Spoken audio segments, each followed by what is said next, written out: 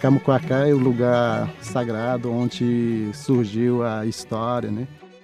É um livro, além de acervo, de memória, como um museu natural. The importance of cultural heritage information and ensuring that future generations have access to cultural and historic data is a key tenet of Iron Mountain's Living Legacy program. The People's Palace Project had this really amazing, unique opportunity to help support a community that had been devastated when their most sacred cultural heritage site had been damaged by vandalism.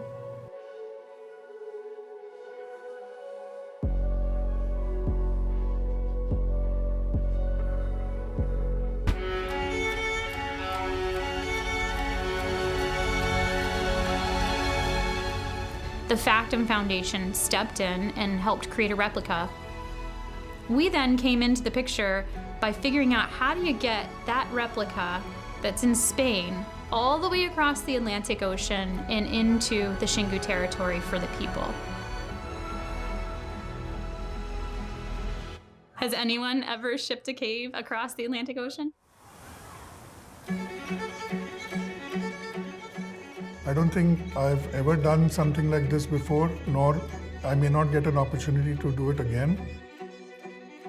Factum Foundation sliced it into different sections so that it would fit in a shipping container. The carbon emissions by sea freight are less than 1/10 of what air freight would entail. And the actual delivery place was almost 1,600 kilometers inland from the port of Santos. There were very small wooden bridges that had to be traversed. Roads were narrow.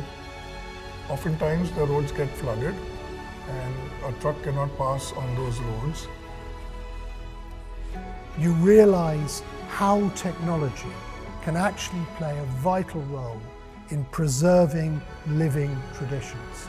This is the collective memory of the Wauja people.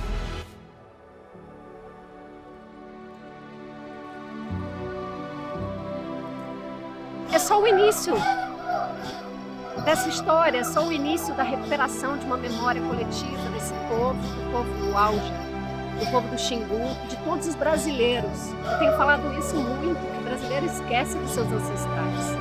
Tá aqui, tá aqui. Aya petala pitia wa tua tau sa pitia we wa tu e pene au. Awo sa ba ni piti. Kamane mani ke no pa we ne se. Kala ai te iya kata kali wa. No mani no pa we ne se. Am tawa we te pa ai ta nya. No e ka hiti. Na peta kata to ma kana kata ta la piti. Tembe.